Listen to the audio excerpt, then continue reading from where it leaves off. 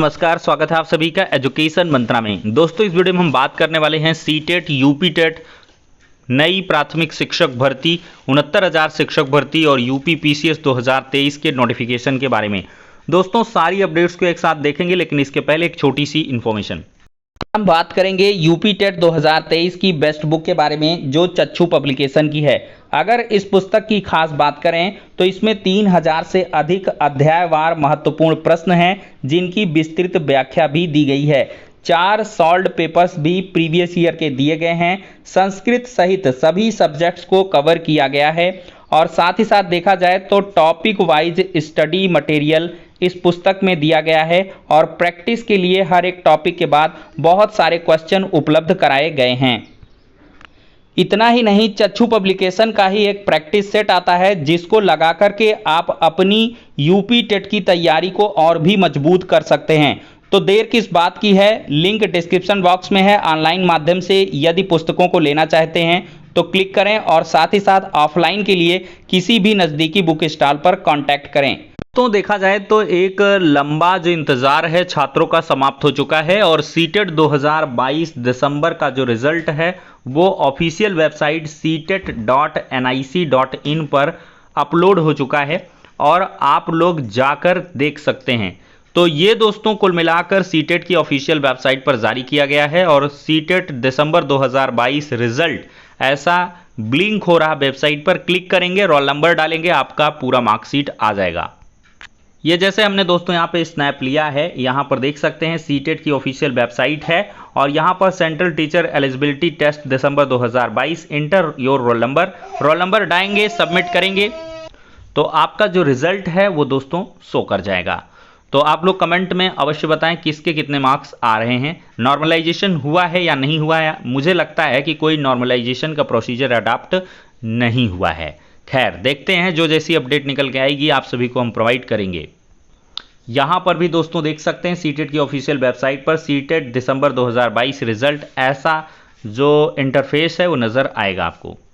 दोस्तों, सीटेट दिसंबर 2022 का जो फाइनल रिजल्ट है वो आ चुका है। अब सीटेट जो तैयारी करेगा वो सीटेट जुलाई की करेगा और सीटेट जुलाई का जो नोटिफिकेशन है वो बहुत जल्द आपको अप्रैल महीने में ही देखने के लिए मिल सकता है और ये इसी वजह से रिजल्ट इतना जल्दी सब कुछ दिया गया है। क्योंकि पहली बार जब सीटेट का ऑनलाइन एग्ज़ाम हुआ था, पहली बार चीज़ें थी, तो उन सभी चीज़ों को एक पटरी में लाने में थोड़ा सा सीबीएसई को वक्त लगा था, लेकिन इस बार बहुत अच्छे ढंग से टाइम टू टाइम सब चीज़ें हुई हैं। तो अब सीटेट जुलाई भी बहुत जल्द आएगा और दोस्तों सीटेट के रिजल्ट के बाद अब छात्रों की उम्मीद है कि यूपी टेट भी कंडक्ट हो। तो यूपी टेट के लिए भी आपको दोस्तों बहुत जल्द जो इन्फॉर्मेशन है वो मिलने वाली है, क्योंकि जो शिक्षा सेवा चयन आयोग है वो सक्रिय रूप से मार्च अप्रैल के महीने में काम करने लगेगा।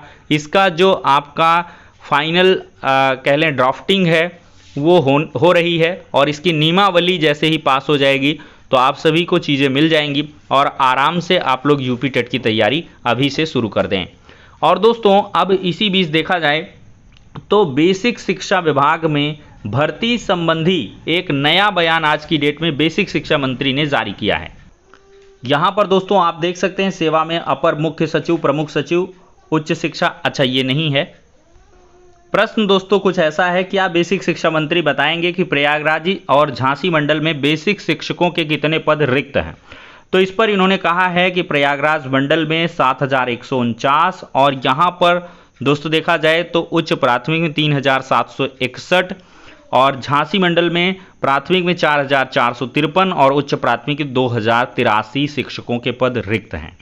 तो प्रयागराज मंडल आप देख सकते हैं 4 जिलों से बना हुआ है, इसमें 7,150 लगभग पद रिक्त हैं। और अगला सवाल था, उक्त रिक्त पदों को शीघ्र भरे जाने हेतु कोई कार्य योजना है। तो इस पर दोस्तों सीधा सा जवाब है बेसिक शिक्षा मंत्री जी का कि उक्त रिक्त पदों को भरे जाने हेतु संप्रति कोई कार्य योजना नहीं है। तो आज की डेट में कोई भी बेसिक शिक्षा विभाग के अंतर्गत रिक्त पदों को भरने के लिए योजना विभाग के पास नहीं है। और यहाँ पर अगला प्रश्न था, यदि हाँ तो क्या उक्त कार्य योजना का संपूर्ण विवरण सदन की मेज पर रखेंगे। तो यहाँ पर इन्होंने यही जवाब दिया कि प्रश्न ही नहीं उठता। जब हम रिक्त पदों के लिए कोई कार्य योजना ही नहीं बनाए हैं, हम रिक्त पदों पर भर्ती ही नहीं कर रहे हैं, तो इसका प्रश्न ही नहीं उठता। अगला सवाल था यदि नहीं तो क्यों। यदि नहीं तो क्यों, आप भर्ती नहीं कर रहे हैं तो क्यों नहीं कर रहे हैं। तो दोस्तों यहाँ पर इन्होंने जवाब दिया है कि झांसी मंडल में प्राथमिक विद्यालयों में शिक्षकों और शिक्षा मित्रों को शामिल करते हुए शिक्षक छात्र अनुपात 1:27 है। उच्च प्राथमिक विद्यालयों में अध्यापकों व अनुदेशकों को सम्मिलित करते हुए जो छात्र शिक्षक अनुपात है 1:26 है। प्रयागराज मंडल का इन्होंने बताया कि 1:39 है। और यहाँ पर दोस्तों देखा जाए तो निहित प्राविधानानुसार जो 100% पदोन्नति से भरे जाएंगे पद जूनियर के। उच्च प्राथमिक विद्यालय में पदोन्नति में जो ये मामला है ये विचाराधीन है, तो इस वजह से प्रक्रिया पदोन्नति की लंबित है। और छात्र शिक्षक अनुपात मेंटेन दिखा दिया, और जवाब में यूपीएस वाले के इन्होंने कह दिया कि प्रमोशन तब तक नहीं होगा जब तक कि मामला निस्तारित नहीं होगा। तो कुल मिला के बेसिक शिक्षा मंत्री जी के कुछ जवाब हैं जो लगातार आ रहे हैं, वो रटे रटाए जवाब कहे जा सकते हैं, क्योंकि लगातार यही जवाब बेसिक शिक्षा मंत्री जी देते हैं कि हम शिक्षा मित्र और अनुदेशक को जोड़ के छात्र शिक्षक अनुपात को मेंटेन कर रहे हैं। और बाकी अब छात्रों ने इस पर मन बना लिया है कि इसको कोर्ट में ही चैलेंज किया जाएगा, क्योंकि अब कोई रास्ता नहीं बचा है, क्योंकि बेसिक शिक्षा मंत्री जी शिक्षा मित्रों के सहारे जो छात्र शिक्षक अनुपात है उसको मेंटेन कर रहे हैं और कोई भी शिक्षक भर्ती देने से मना कर रहे हैं। दोस्तों 69,000 शिक्षक भर्ती में एक लंबा इंतजार खत्म हो चुका है। आरक्षण पीड़ित छात्रों के लिए खुशखबरी है कि 6800 आरक्षण सूची का जो डिवीजन बेंच का रिजल्ट है, या कह लें कि जो लंबित याचिका का रिजल्ट है, अभी तो सिंगल बेंच में ही था, तो इसका जो ऑर्डर है वो 13 मार्च को सुनाया जाएगा। 13 मार्च को आरक्षण पीड़ितों के लिए देखते हैं दिन कैसा रहने वाला है। बहुत दिन हो गए थे ऑर्डर रिजर्व हुए, और अब ओवरऑल ये आपका आदेश आ जाएगा और 13 मार्च इसकी डेट फिक्स हुई है। तो ये यूपीपीसीएस 2023 का फुल नोटिफिकेशन है। upsc.up.nic.in कोई ऐसी वेबसाइट है, वहाँ पर जाके आप सीधे से उत्तर प्रदेश लोक सेवा आयोग ही सर्च कर लेंगे, ऑफिशियल वेबसाइट आ जाएगी, वहाँ से आप लोग देख लेंगे तो ऑनलाइन आवेदन करेंगे। और यहाँ पर दोस्तों देखा जाए तो सामान्य हिंदी और खंड खा दिया गया है, और सामान्य अध्ययन के मेंस के 1 to 6 के जीएस के पेपर। तो कुल मिलाकर जो पाठ्यक्रम है उसमें बड़ा बदलाव कर दिया गया है। ऑप्शनल की बाध्यता को ख़त्म कर दिया गया है, ऑप्शनल पूरी तरीके से हट चुका है। अब सबके लिए यूपीएससी की तर्ज पर जो पेपर है वो देखने के लिए मिलेगा। यहाँ पर दोस्तों देख सकते हैं ये उत्तर प्रदेश लोक सेवा आयोग का है कुल मिला के नोटिफिकेशन। ऑनलाइन आवेदन 3 मार्च से शुरू हो रहा है, और यहाँ पर 6 अप्रैल लास्ट डेट है। ये सस्ती मद्दी फीस है, और ओटीआर के ज़रिए आप लोग भरोगे, और पदों के लिए लगातार जो अहर्ताएँ हैं वो दी गई हैं, फ़ोटो वगैरह कैसे क्या कुछ करना है ये सब चीज़ें भी यहाँ पर दी गई हैं।